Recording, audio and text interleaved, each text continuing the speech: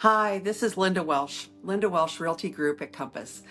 And thanks for joining me today. Something that we've been seeing a lot about today is a lot of creativity in the really successful agents and how they're able to manage their clients' expectations and their needs. So I wanted to talk to you a little bit about that because, a lot of people don't understand the value in some agents as opposed to others. And so this is where we really need to talk about their skill sets, their negotiation skills, the things that they've experienced, and the opportunities that they can present for both a buyer and seller to meet their needs. Number one is a buyer's need. So a buyer sometimes is also a seller, but timing is really critical, and they're going to need to know, am I going to need to live somewhere in between selling my house and buying a new house? What about lending?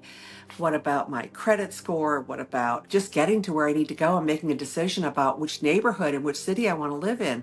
What's important to me?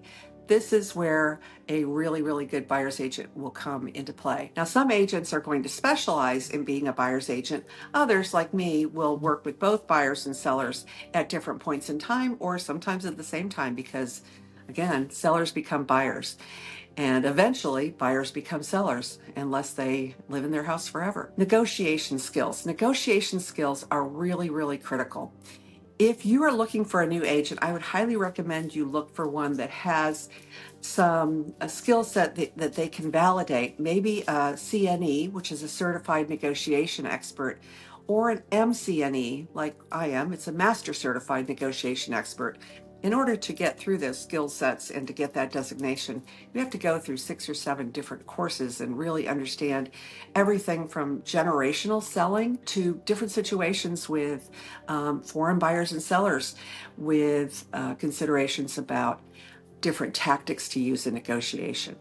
And for sellers, we're looking at those same skill sets, but on the opposite side. So offering and countering with different points that may make perfect sense for your buyers or sellers is really critical. That could mean that a seller needs a leaseback. They may need 2 to 4 to 6 weeks to stay in their home. And if you can negotiate that for the seller with little or no cost, all the better. A lot of times we see the buyers looking at what their costs are going to be on a per diem, on a per day cost, and passing that along to the sellers. Sometimes, in order to win the deal, they're going to offer the seller to stay in that home until they actually move out. And I will tell you that if you're involving a lender, it's critical that the seller know that 60 days is really the limit for them to stay over. That's called a seller leaseback. Now, we don't typically see a buyer leaseback where a buyer moves into a home before they actually purchase it, and that's for a number of reasons. So don't expect that that will fly. If you're looking to sell your house, like I'm working with people right now, they need to sell their house in order to purchase a house.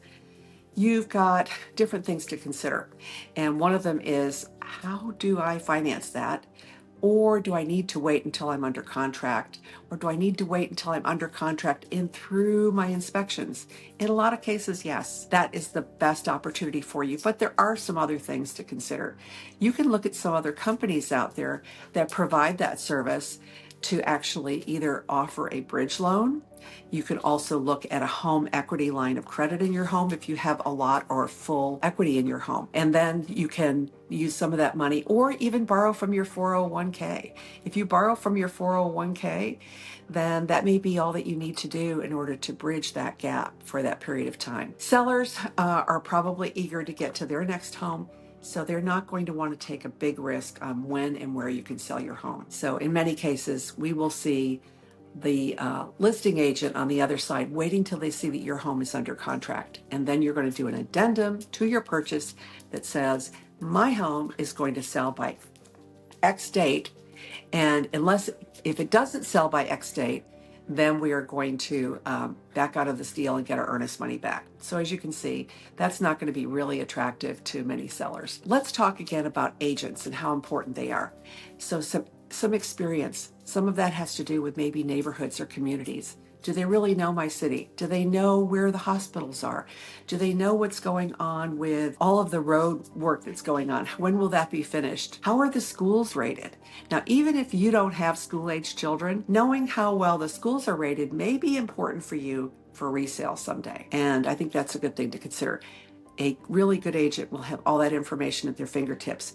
If there is something they don't know, a good agent will tell you, hey, I'm not 100% sure about this, but I'm going to find out. Let's say somebody says, hey, the inspector says that I need to check on whether or not this foundation is sound. A good agent will either know a structural engineer or know several. They will know stucco specialists. They will have a whole list of inspectors, of plumbers, of electricians. They're going to assemble a list of specialists for you to use in the case that you need them. And by the way, oftentimes we reach out to our own clients and say, hey, who's your favorite handyman, your favorite plumber, your favorite electrician? Because we're always trying to fine tune that list as well for our clients. So again, this is Linda Welsh from Linda Welsh Realty Group at Compass, and we would love to be your agent. If you have any questions and like to attend either a buyer or seller Zoom calls, or would like to talk to us about the value of your home or exploring what your make me sell price might be, let me know. We have a lot of people who maybe weren't thinking about selling, but if they got the right price, that they would certainly consider it. Thanks so much. Have a great day.